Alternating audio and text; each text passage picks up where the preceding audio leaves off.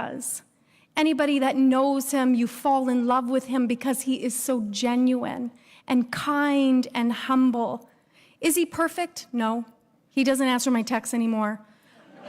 I still am not on his Instagram stories, but besides those, he's pretty darn good. So I'm very, very excited and honored to welcome our national NDP leader, Jagmeet Singh.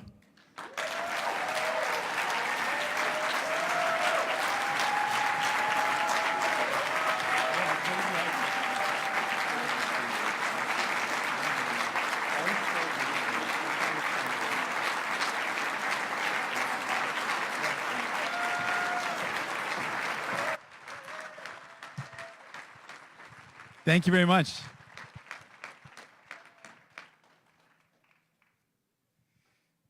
Whew, it is an honor to be here, my friends. Can I just say before I get into my formal remarks, I just have to acknowledge that what we just saw was just truly incredible, powerful. It was beautiful to see the words that were being shared, the strength, the wisdom. I know you gave a standing ovation, but can I just ask you again to just give it up for the incredible words shared by Tanya?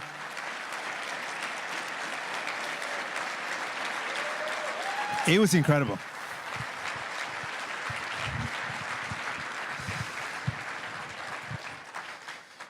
I have to say their names because they are so important. They have so much that they've done. Tanya Talaga, her work as a journalist, her work as a writer, her incredible story that she told in The Seven Feathers. We had a chat with the other speaker, and I asked her what name I should use, because there's another name that she goes by as well. And she said, well, there's a name that speaks to my tradition. And I said, yes, I would like to use that name, if I could. As a fellow that's been championing my name being Jug like hug meat, not jag meat, I can totally take the time to learn how to say your name, particularly when Sitiak's name means woman who's bringing change. And she's literally bringing change to BC by implementing the United Nations Declaration of the Rights of Indigenous People into legislation there.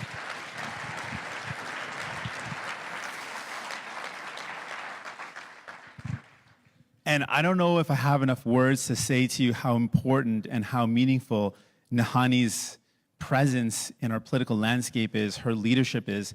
Nahani's story brought people, including me, that heard her story to tears at last time I attended the Broadband Institute.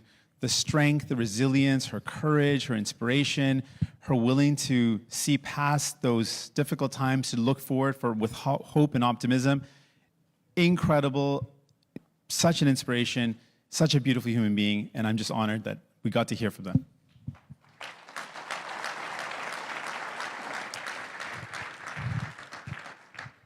I want to also acknowledge, as it's been done earlier, but I think it's very important to always acknowledge that we're gathered on traditional territories. We're gathered to live, to play, to work, and in this case also to share ideas and to learn on the unceded Algonquin territory. And I also just want to talk about what this gathering means. C'est vraiment formidable ce qu'on fait aujourd'hui. On est ici pour partager des idées. Le fait qu'on a une occasion de rassembler les progressistes du Canada, vraiment les progressistes à travers les pays et aussi à travers le monde, en fait. On a des alliés d'Europe qui sont ici aussi.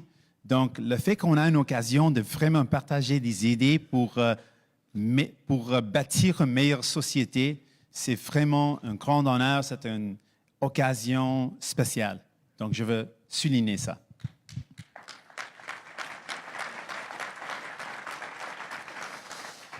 And I got to particularly give a lot of credit to the founder and chair of the Broadbent Institute, who I want to be when I grow up, Mr. Ed Broadbent.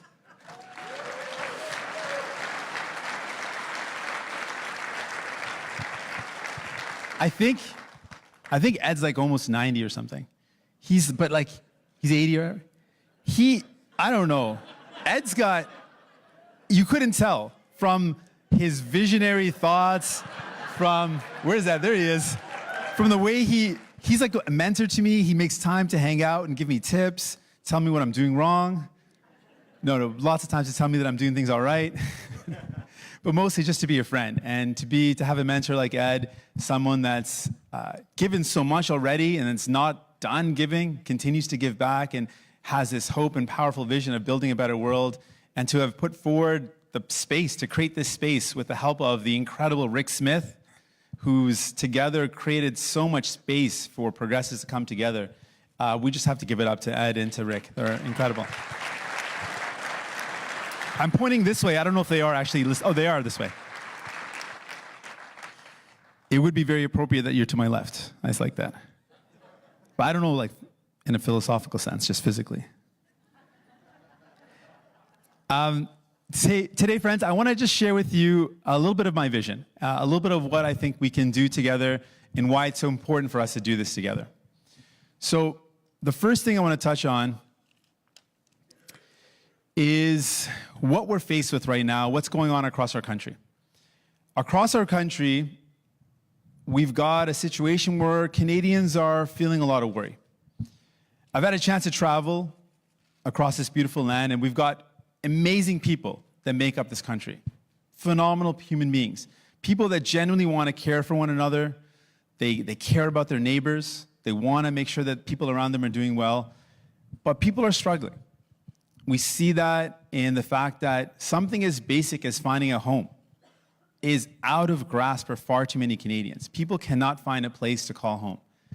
We know that young people, more than ever, are faced with a future that is less filled with opportunities than ever before. They're the first generation that's going to inherit not a bright future, but a future filled with a lot of uncertainty.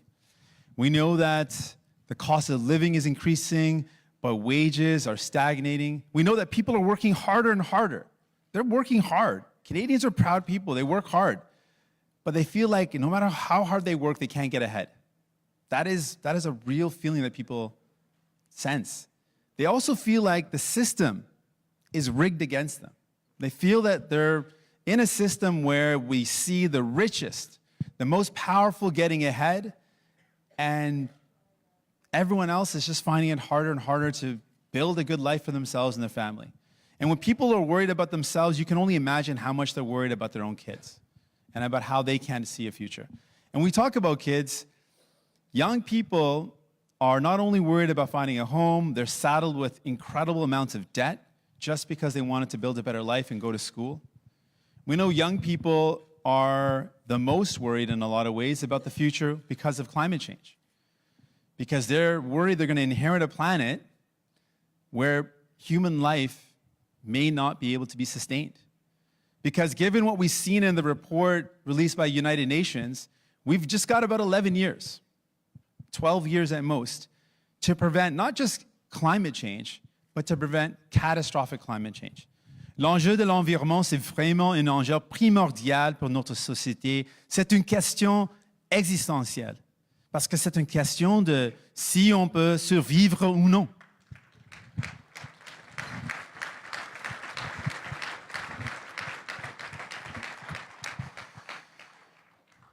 So there's a lot of worries, a lot of fear that people feel, and legitimate fear and worry. And we also see a rise of divisive politics. We see a rise of hate. We saw it in Christchurch in New Zealand. And everyone across the world was just rattled, just shook and hurt to our core to see our Muslim brothers and sisters going to a masjid, a place of prayer, reflection, a place of peace, and to be killed in cold blood by someone who openly shared beliefs of white supremacy, shared hateful beliefs. Now, it's easy in this room, and it's easy for a lot of people to denounce Islamophobia, to denounce that type of hate, but we need to do far more than denouncing the type of hate that allows that. I want to take a moment for us to step back and talk about where the conditions are created that allow for that hate to grow. We know one of the primeval fears we have as humans, one of the basic fears is fear of the unknown. When you're a kid, you're afraid of the dark. Kind of a basic fear. You might be in the basement during the daytime, but at night, it's like the scariest place because you don't know what's there. So we know the fear of the unknown is something we've got to tackle. And when you don't know someone, that unknown can lead to division, can lead to hate, can lead to some horrible things. We know that hate can lead to death. But beyond that, we also know that there is language that dehumanizes, there's language that creates the climate that allows for hate to grow. So when we refer to people as illegal, calling someone illegal dehumanizes that person and allows the climate to grow for people to start hating. So we need to denounce that type of language. No one is illegal.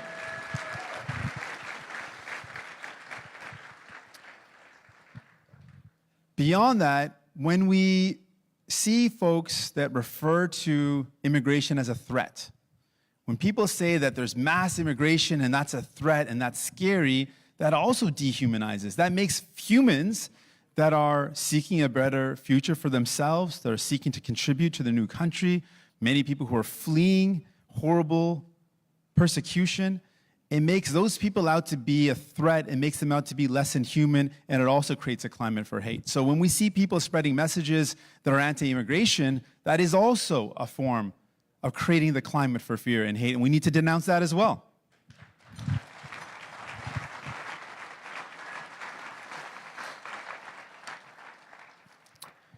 But what I think is the biggest fear or the biggest problem we have to tackle is that when we have Canadians, and in fact people around the world, but let's just talk about Canada for now, when we have Canadians who are worried about their future, who are feeling that they don't know if they can build a good life for their kids. We saw the reports that said that 47% of Canadians, let's just say half of Canadians, feel like they report that they're just $200 away from insolvency, from bankruptcy. When you have that level of tension, half of our country, half of the people that live in this country are worried about going bankrupt. That type of fear can be used by some to start pointing at people who are not responsible. There are going to be people, there are politicians, there are leaders who will take the fear, the legitimate, real fear that Canadians have and start saying, you know what? It's your neighbor's fault. It's your coworker's fault. It's that new Canadian that's coming here. It's his fault or her fault. It's that refugee's fault that I can't find a good job or I can't find a good home. And so, first of all, that's absolutely wrong. But we have to understand that there is that real fear. And that fear is because people are literally worried about their future, because the services they rely on have been stripped away, because the system has been rigged to put more and more power and wealth in fewer and fewer hands. That's why people are frustrated.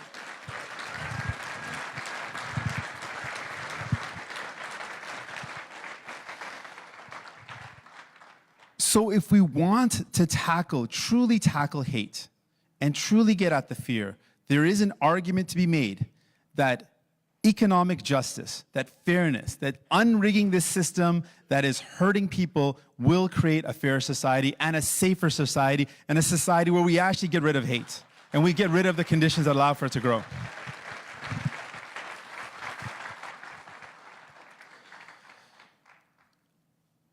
I want to talk a bit about this rigged system and how it's been built. We know that it's been built. There's been decisions taken by governments in Ottawa that have created this system, that's rigged against everyday people, that has favored the powerful and the wealthy.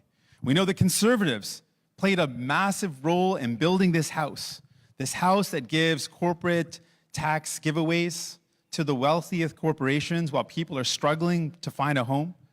We know that this house was built by Conservatives to ensure that there are loopholes, that CEOs can make massive amounts of wealth through stock options without it contributing back to society. We know that this is a system that has allowed for powerful corporations to have direct access to the Prime Minister's office and change laws so that they are rid from criminal responsibility. Now, a lot of us, some of us maybe secretly, hope that the Liberal government would come in and do something different. Well, they came into that house, they moved some of the furniture around, they painted a wall or two, they might have put up some new drapes. I don't know if I really like their drapes, but they put up some new drapes. But the house is still the same. It's the very same house. The House is still allowing for powerful people to have access where everyday people are struggling. It opens the door to those at the top and closes the door for everyone else. They've created the system and allowed it to continue. My friends, I think we need to build a new house. Let's build a new house.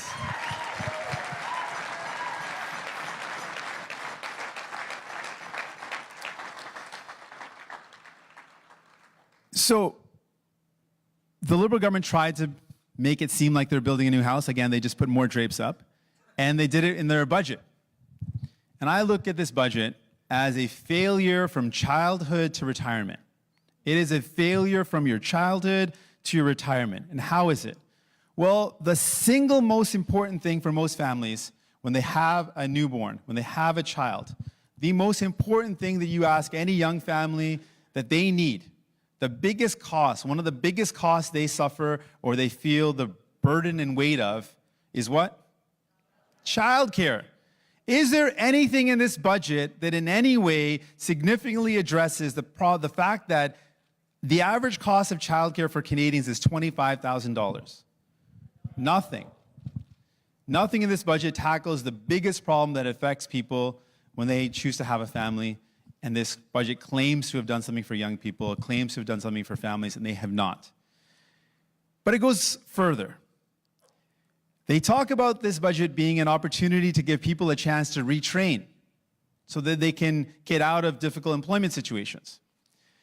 Well, one of the group of people that I know that are facing precarious employment, uncertain employment, contract work, they can't get a good job, even though there's some of the most educated people are millennials. Well, guess what? The retraining program does not apply if you're a contract work or precarious work. So their entire proposal doesn't apply to the people who are most vulnerable and most need it. That is a Liberal government plan for you. On top of that, they say we acknowledge there's a housing crisis. Young people can't find a home. Their bright idea, let's expand the amount that your RRSPs can be used towards buying your first house. I don't know if they've ever spoken to a millennial or a young person, but I don't know any that have been able to save any sort of significant RRSP, let alone having enough saved away that actually would make any difference in buying a home anywhere in Canada, let alone in some of the urban centers. It shows how disconnected they are and how much they're purposely choosing not to help the people that need it the most.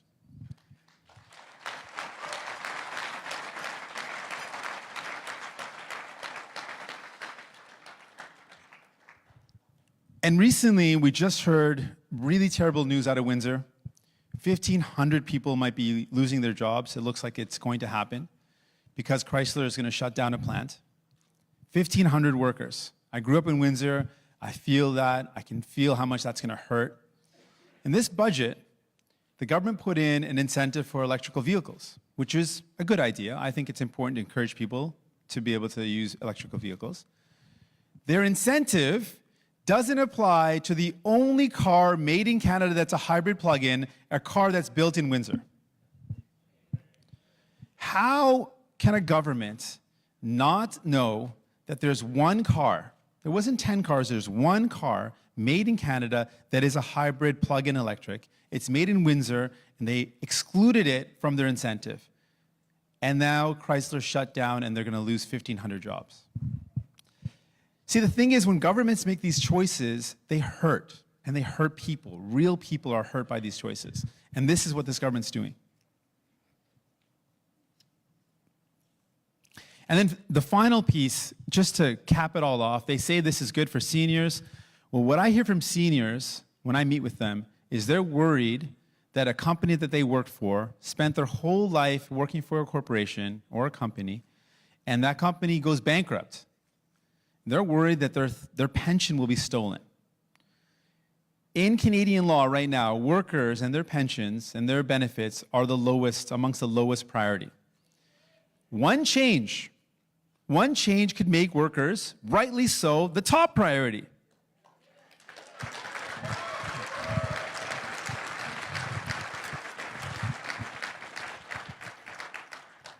But again, this government failed to do that in this budget. They could have done it. We asked them to do it. We pushed for it. So many hardworking people fought for this.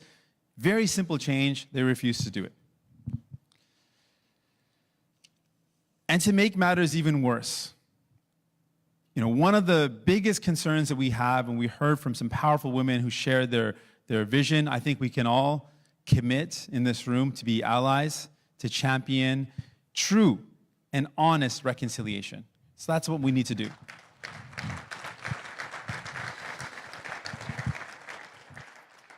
But we just saw, and I don't know if I can find the right word to describe it, but without hyperbole, what happened when a protester or two protesters raised a concern of mercury poisoning in a community, in an indigenous community that I had the chance to visit, where you see people in the community, strong leaders in the community who are suffering from the impacts of Minamata disease, the mercury poisoning disease. You see it in their impaired ability to have motor functions.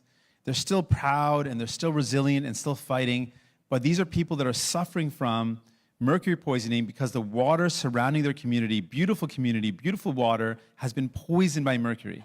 And in response to someone raising this concern, was so callous and so devoid of compassion and just humanity that it shows that all of those words that we heard before have really called into question.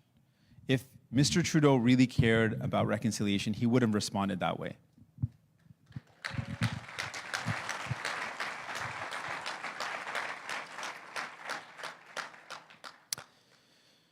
So what can we do? Well, there is an incredible opportunity for us to change the way things are going. We're not stuck.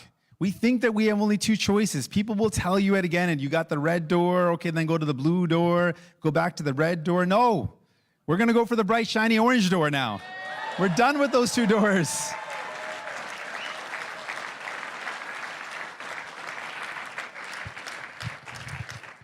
Because this is what we're gonna do. We've committed to dealing with the housing crisis by building new affordable homes. Let's build 500,000 affordable homes, cooperative housing, non-market housing, so people have an opportunity to find a place to call home. On top of that, we know people are struggling with the cost of living. We know that there's so many costs that people are bearing, and one of those costs that I have seen and heard from so many people is the cost of medication. It's a real cost that's hurting a lot of families. It's incredibly expensive. I remember this young boy that I met, and he was 10 years old, 10-year-old kid who was living with a chronic illness. And he told me about the chronic illness, that was life or death, and he's got to take medication and injections and to stay healthy. And I was kind of looking at him, and he kind of looked at me and said, I'm not worried about my illness. I'm not worried about the injections. He was a really precocious kid. He was like 10 years old, but he could have been like Ed Broadbent. He could have been like 80 or 70. I don't know how old you're, Ed. I'm sorry. I should know this. You're who I want to be when I grow up. But seriously, so this kid was this precocious kid, and he said to me, I'm not worried about the medication. I'm not worried about the injections. I'm not worried about my illness. I can take that. But I am worried about how much the cost of my medication is for my parents. He was worried about being a burden to his family. A 10-year-old kid who's living with a life or death chronic illness wasn't worried about his illness. He was worried about being a burden to his family. What we're proposing is not to bring in a US-style patchwork system. We want to build and expand our healthcare system in Canada to include universal, comprehensive, publicly delivered healthcare that includes medication for all. That's what we need. That's what we believe in.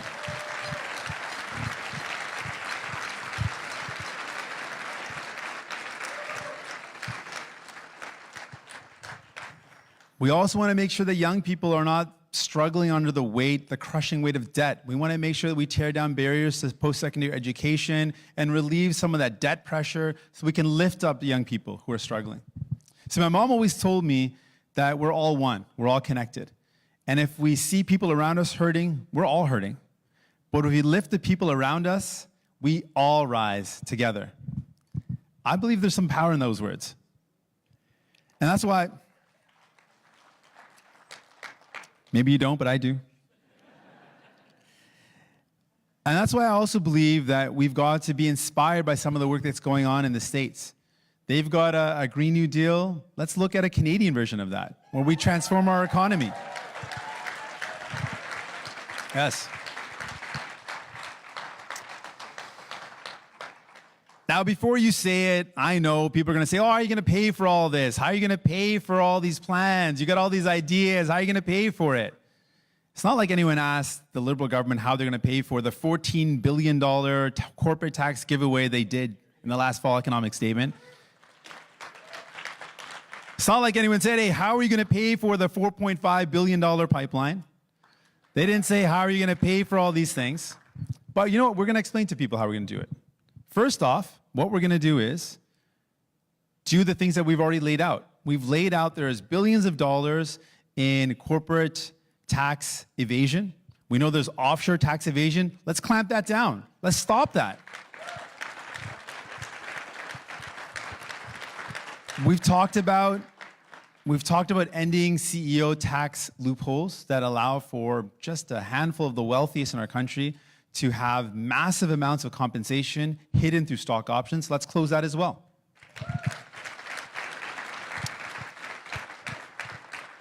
But I want to make one other commitment today. One other new commitment I want to make to you today. When we look at how people earn their income, when someone's earning their income as a nurse, as a skilled laborer, as an engineer, as a factory worker, when you earn your income, all of that income is taxable. But if you make money off your investment, half of that, only half of that is actually taxable. I think those days have got to change. And that's why today I'm making a commitment to increase the capital gains inclusion to 75%, 3/4. Let's make the wealthiest in our country pay their fair share. Let's make sure we unrig the system that allow the wealthiest to enjoy massive loopholes, and let's close those loopholes. Let's do it in a meaningful way, and that's what I'm committing to today.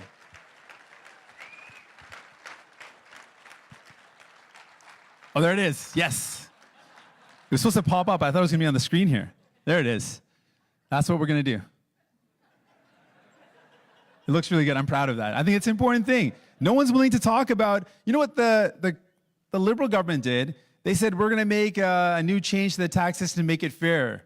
What it did was it helped the top 1/3 of Canadians. But 2/3 of Canadians got no benefit whatsoever. That's what they did.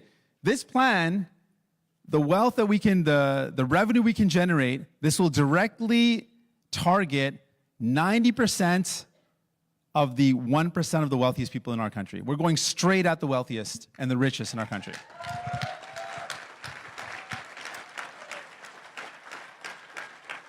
But we're doing that to pay for the programs that people need, to pay for a universal coverage for medication, to pay for helping young people see a brighter future, to build those affordable homes. We need to make sure we've got the revenue to do it. This is one of our commitments to make sure we have that.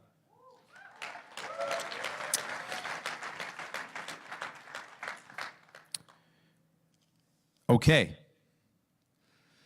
So we've got a lot of amazing vision that has been inspired by the work you've done. We've got some great ideas that we want to bring forward. We know that there's massive affordability concerns and a lot of worry about the future. We can tackle all those things. But like we heard from the previous panelists, we can only do this if we work together. So this is my ask to you. I need your help. I need all of you to dig deep because we only have 6 months to show Canadians that there is a better way. We've got 6 months to show Canadians that they're not stuck between two choices that continue to rig the system. We can unrig the system. We can build a better Canada for the many, not the few. We can build a Canada where everyone can succeed, where everyone can enjoy the shared prosperity that we all deserve. So I need your help. I need your help in the next 6 months. If you can help in any way, if you have people in your community you can encourage to run for us, let them know that we need them. If you can give in any way to help build this movement, to help build the work that we know is so important for Canadians, so important for our future, so important for our planet. Please, I need all of your help. And together we can do some incredible things, right? We can do some incredible things together. Together, we can actually change the course of this country. We can make sure we build those affordable homes. We can expand our healthcare. We can make life more affordable for Canadians. We can take care of our planet. We can transform our economy to a green economy where we take care of our planet and create great jobs. All of this we can do together, my friends. I need your help. We'll make it happen. 6 more months. Let's change this country together. Let's do this together. Let's do it, my friends. Thank you. Thank you, thank you.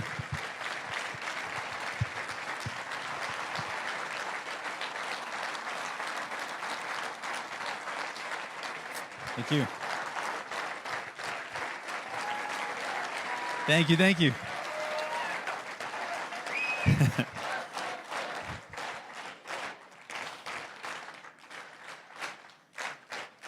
Thank you. So I've got one other role. Thank you for that. That was very nice. I've got the incredible honor of introducing someone who's going to speak to you next. They're going to be coming up right out that door. Just checking back to make sure they're ready. They are. So when we're talking about hope, when we're talking about how to tackle all these problems we're faced with here in Ontario, if you know anything that's going on in Ontario, it's tough. We've got a really just a callous and a lack of compassion in the Conservative provincial government that's really hurting so many people. And the way the panelists just shared with us, the future or the hope that we have is the young people. Young people are stepping up in a powerful way to take on the problems that we're faced with. So I have the incredible honor of introducing to you today someone that Shadland Magazine named Woman of the Year, someone who Refinery 29 indicated was one of the most powerful people in Canada. Sorry, powerful women in Canada. She's an activist who's fighting against Ford government's cuts to education. And her name is Rayne Fisher-Quann. Please put your hands together for the incredible Rayne Fisher-Quann. Can I give you a hug? Everybody, Rayne.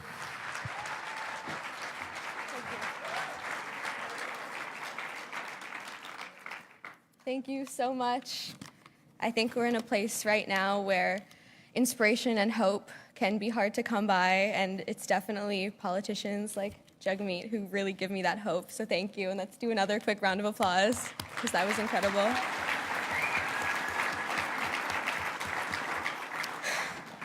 So I want to say thank you for having me, because all that I've ever wanted to do is advocate for young people to have a voice in spaces like these. So to be here and to be 17 years old and to be speaking to all of you is kind of a dream come true. I can't thank you enough for listening to me and for believing in the power of our collective voice. Here's a little backstory in case you aren't from around here. In the summer of 2018, Premier Doug Ford announced some absolutely devastating changes to the sexual education curriculum. He proposed a complete regression, moving from the modern, inclusive education plan created in 2015, the most heavily researched curriculum in our province's history, to one created in 1998, before Facebook, before Pornhub, before gay marriage. The modern curriculum included education about consent, LGBTQ+ identities, healthy relationships, online safety, and more, all topics conspicuously missing from its replacement. The removal of this vital piece of education was the most blatant display of bigotry that I have ever seen from Ontario's government.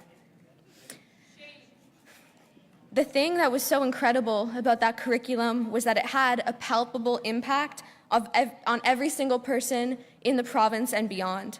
When you teach children about tolerance, about consent, about respect, about how to love and be loved, you fundamentally change the way that they interact with the world.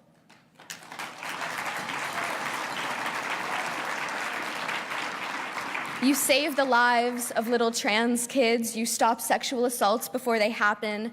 In all of my work talking to students and parents and educators, I heard the same thing too many times. This curriculum would have changed everything for me. This curriculum would have prevented my sexual assault. This curriculum would have saved my child's life. Education is so powerful. And when it is taken away, that is nothing short of a violent assault with ignorance as the weapon. It should not be too much to ask that our elected officials do not actively put us in danger.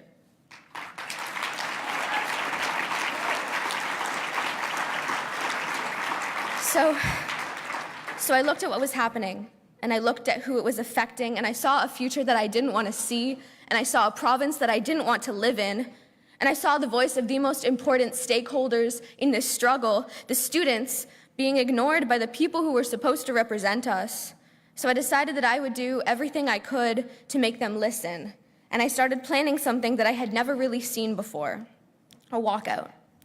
I wanted to find a way to get students involved, to show that we care, to show that we are so deserving of the voice that we have. We decided to do everything we could to embrace our youngness and our newness and our hope, to take everything that young people are mocked for, that stereotype of being headstrong and entitled and glued to our phones, and we wanted to use that to make us strong. So we took those phones and we created a movement based entirely off of Instagram, and we took our entitlement and we refused to believe that we were deserving of anything less than human rights, and we took our loud, angry voices and we used them to change the world. And in the course of 2 weeks, we created the largest high school student protest in our country's history.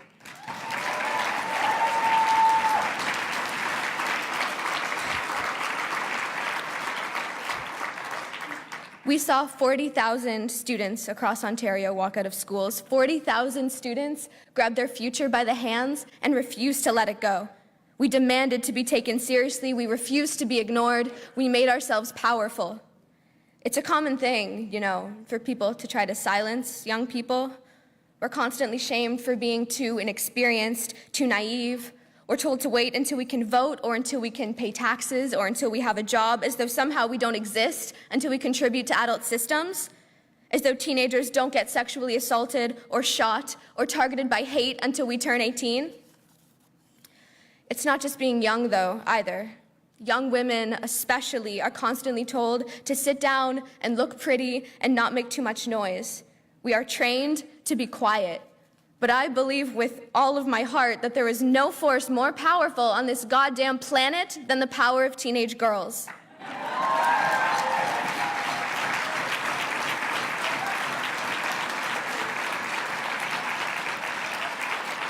We are told all the time that we have nothing important to say, and we say it anyway. We are strong and resilient, and we are so much smarter than we're given credit for. This was a movement built on teenage girls, and I think there's not a system in the world that wouldn't benefit from following our example. This wave isn't only happening in Ontario. We're seeing young women become the architects of change all around the world. Malala, the youngest person to ever win a Nobel Prize, put her life on the line fighting for her own education. We've watched Greta Thunberg lead millions of people around the world to save our planet. Earlier today, we heard from Jacqueline Corin, one of the leaders of the March for Our Lives movement, along with other young women like Emma Gonzalez, Delaney Tarr, and more. Young people, young women, are grabbing hold of everything that's been taken away from us, and we are screaming like hell until we get it back. We're entitled. We know that our governments aren't doing their job, and we are demanding that they do better. Our government should not be de-educating us. Our government should not be lying to us. Our government should not be killing us, and that should not be too much to ask.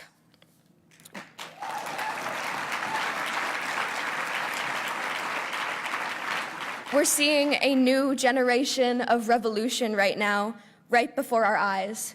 We're seeing 16-year-olds armed with facts and passion and our loud, loud voices taking on the most perdurable of political powerhouses. We're seeing them win against people who aren't used to losing. And there's a lot of people who don't like that. In the time since I led that walkout, my Twitter account has been essentially a transcontinental superhighway to the worst parts of humanity. I've been called every name in the book, told to shut up and sit down and look pretty or be a porn star or something. Whether I'm being told that I'm a crisis actor instituted by the unions to perpetuate a leftist agenda, or simply that I'm a stupid, dumb whore by a 45-year-old man from Michigan, My Twitter mentions truly never fail to amaze me. It upset me at first, but I soon began to take it almost like a compliment. When those in power become used to their privilege, the very thought of equality feels like an assault. There is absolutely nothing scarier to the people in power right now than young, brave women who will not be told to shut up.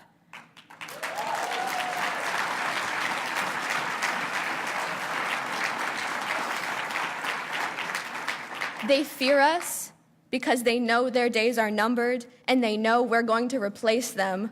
We're their worst nightmare. Unfortunately, the battle is long. Doug Ford's education cuts didn't end with the walkout. He's released a new wave of cuts targeting special needs funding, class sizes, in-classroom learning, and more. They will, once again, endanger the well-being of our province's most vulnerable students. But if there's one thing he's good at, Ford is incredible at getting us mad and getting us active. He's the proverbial magnifying glass that focuses our outrage into a white-hot beam just waiting to burn, which is why I am incredibly proud to announce that on April 4th, we will walk again.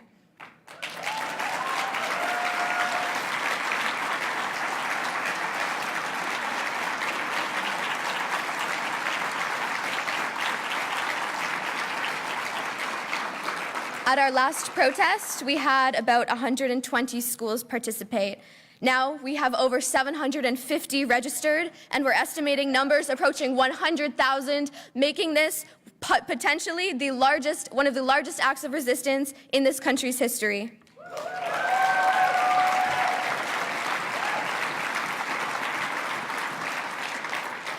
We have ideas, we have passion, but most of all, we have hope.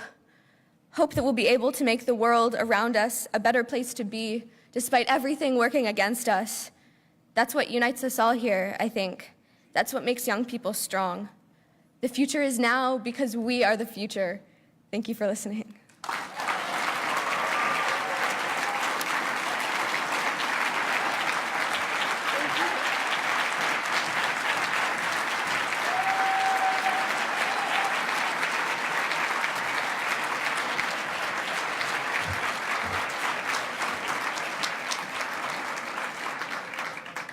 She needed to stay out here a little bit. It almost felt like you were clapping for me. Good afternoon. I also want to give thanks for being on the unceded territory of the Algonquin and Anishinaabe peoples. I'm Elizabeth Ballerman, Secretary-Treasurer of the National